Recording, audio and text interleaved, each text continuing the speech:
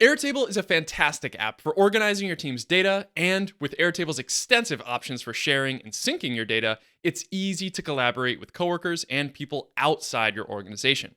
Today, we're going to take a deep dive into Airtable's sync and share settings, and I'll show you 3 different ways to share your Airtable bases.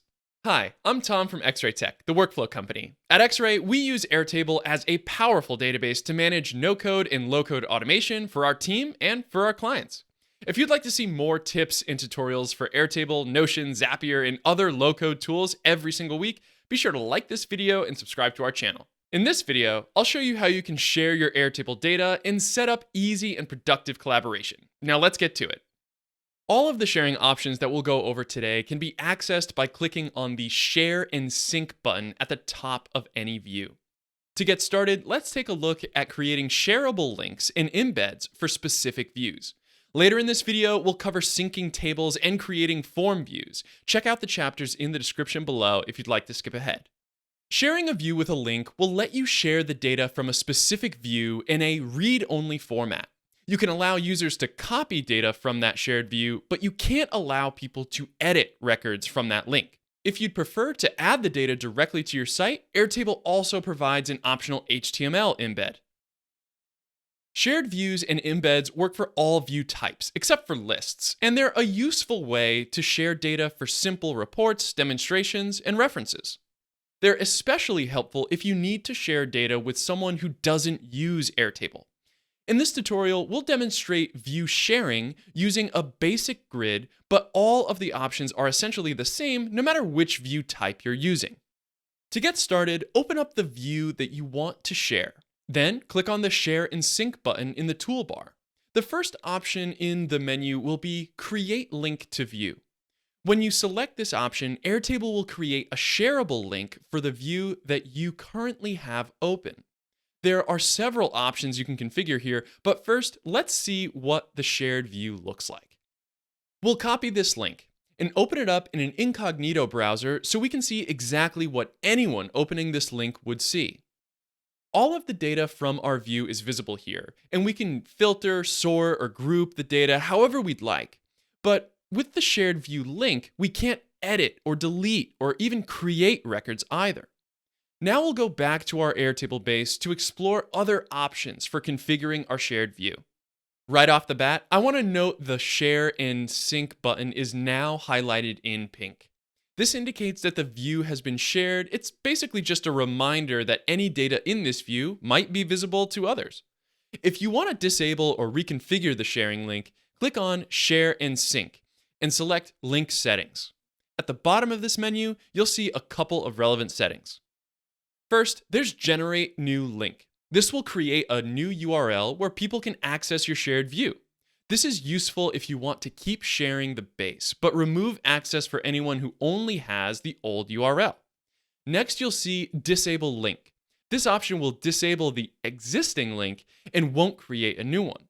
This is helpful if you just want to stop sharing the view altogether. We'll disable the link. Note the Share and Sync button is no longer highlighted pink, since this view isn't being shared anymore. But we're not done with the tutorial yet, so we'll create a new sharing link and keep diving into Airtable settings. Now we'll select Link Settings. The first option you'll see is Allow viewers to copy data out of this view. This setting is enabled by default. When copy data is enabled, anyone with the link will be able to easily duplicate the data in your view into an Airtable base of their own. Let's enable that setting to see what it looks like. When we open the shareable link, we can now see this button at the top of the view says Use this data. When we click on it, Airtable will let us make a copy of this view in another Airtable account. Any copy that the users make won't be synced to the original table in any way, but they will see any data that was in the view when they made their copy. If you disable this option, users won't see a Use this data button, but they could still, of course, make a copy of the data manually. However, if they try to copy multiple records at once, Airtable will prevent them from doing so. So ultimately, this setting is really just about providing a convenient way for users to copy data in a specific view if you'd like them to. Next, there's an option that says show all fields in expanded records. Although you might see a different word instead of records, I'll address that in a minute. Essentially, this option will determine if users can see your view's hidden fields or not. If you leave the option disabled, users will have no way of seeing the view's hidden fields. If you enable this option, users still won't see the hidden fields in the main layout of the shared view, but they will be able to see these fields when they expand the record. In our example, record ID is a hidden field in this view. Let's enable Show All Fields in Expanded Records and see what it looks like in a shared view.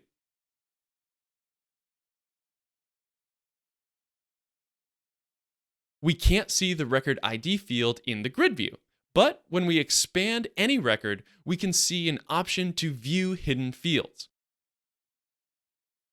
Ultimately, this is a useful tool to help you control exactly what people can see when you share a view. Just a note about verbiage here, this option will use whatever term you've provided for records in your table when you created that table. So if the record in your table is called people, this option will say show all fields in expanded people. If the wording looks a little strange, Airtable is probably just using your custom term for record.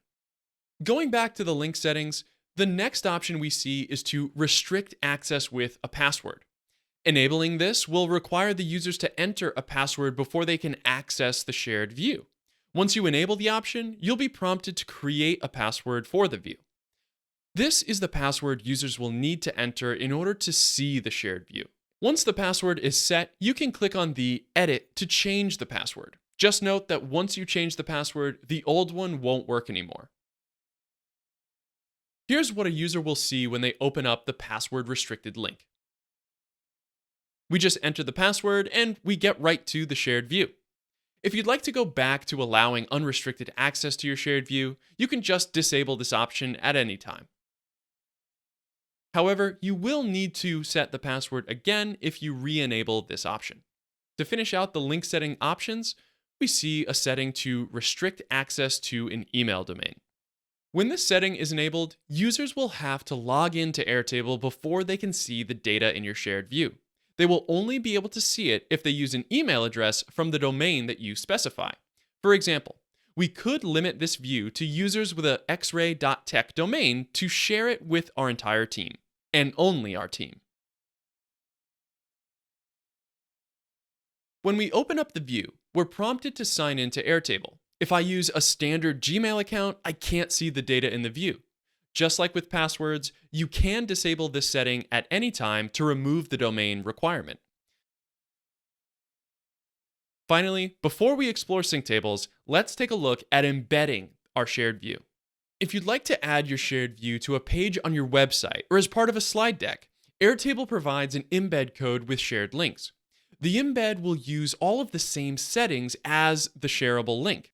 It just adds an iframe wrapper so you can embed the view in your site's HTML. To embed a shared view, start by opening the view you want to share and click on Share and Sync.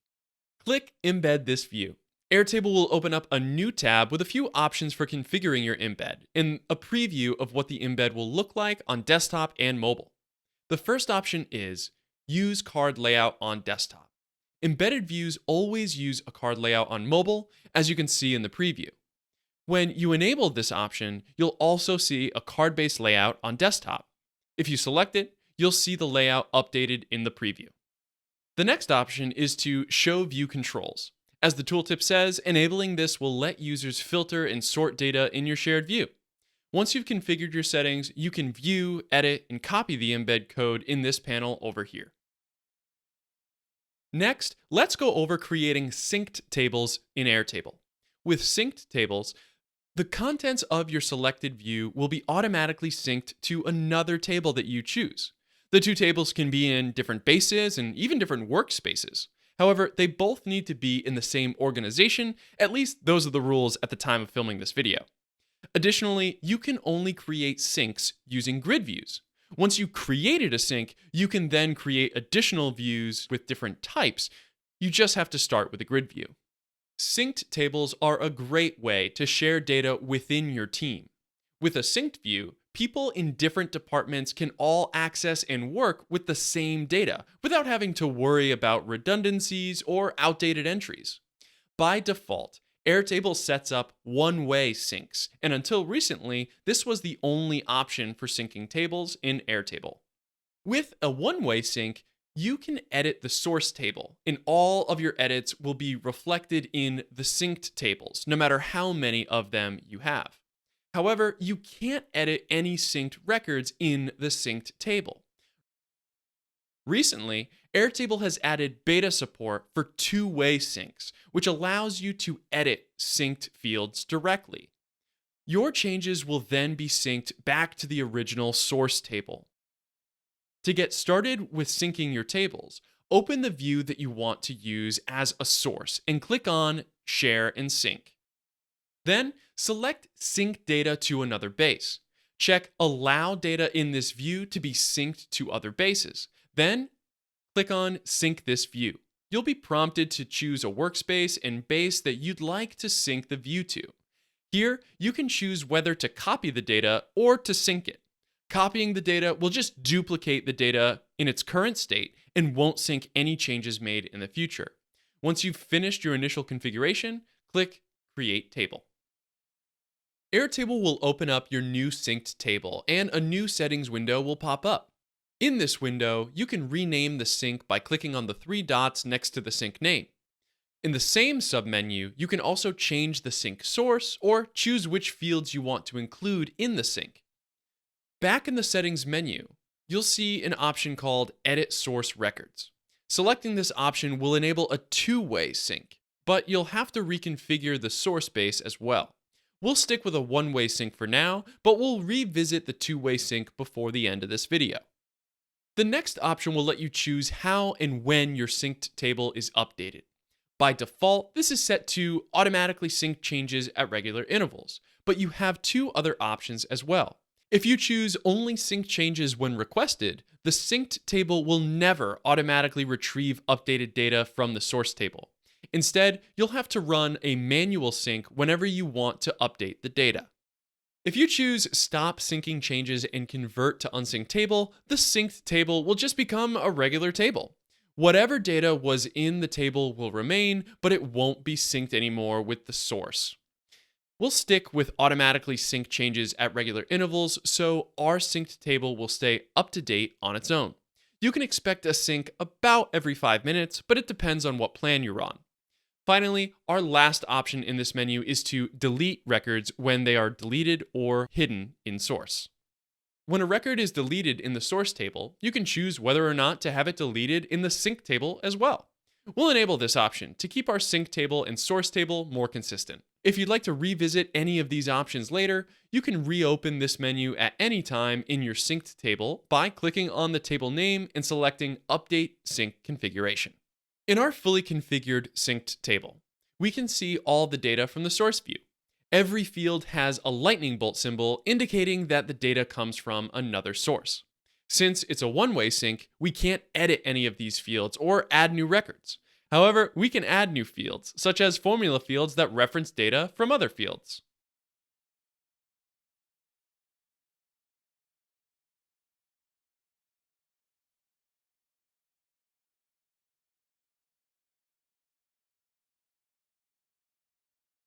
To see how the sync works in action, let's return to our source view and make a couple of quick edits.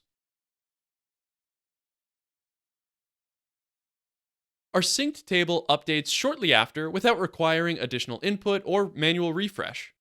But what if we want the sync to work in both directions? For anyone working at large organizations, enabling two-way syncs can be a huge boost for productivity and collaboration across teams. To enable a two-way sync, go back to your source view. Click on Share and Sync, select Sync Data to another base, and enable Allow edits from other bases. Choose which fields you'd like to include in this sync, or just use all the fields. Once you've configured the fields you want to use, close this settings menu and return to your synced table. Click on the table name and select Update Sync Configuration. Enable the option that reads Edit Source Records and close the settings menu. Now you can make edits to either the source or the sync table, and those edits will automatically be synced to the other table. However, you can't add or delete records from the synced table. You can only edit records that already exist in the source table. Airtable is expected to add support for deleting and adding records from the synced tables later this year. But for now, you can always use some crafty workarounds with automation tools. If you need any recommendations, just comment down below and we'll suggest a hack you might be able to use. Note that the sync table still includes a lightning bolt, while the source table doesn't. That should help you to tell the two apart at a glance. Syncs in Airtable are great for sharing data with your team without having to share an entire base that may include sensitive information or information that's just not relevant to that department. However, syncs aren't a viable way to share data with outside organizations like clients and customers. To finish up with Airtable syncs, let's take a look at a closely related feature, your Airtable data library. The data library is essentially a way to create a templated synced table. It will enable your team to create a synced table referencing your selected view whenever they want. Whenever you've added a new view to your data library, users in your organization will have the option to quickly copy any data shared in the library whenever they make a new table. To add a view to your data library, click on Share and Sync. Select Publish to Data Library. Airtable will prompt you to provide a name and description. It will also give you the option to lock the current table, which will be enabled by default. You can't edit the share and sync settings of a table when it's locked, but you can unlock the table just by clicking in the view title.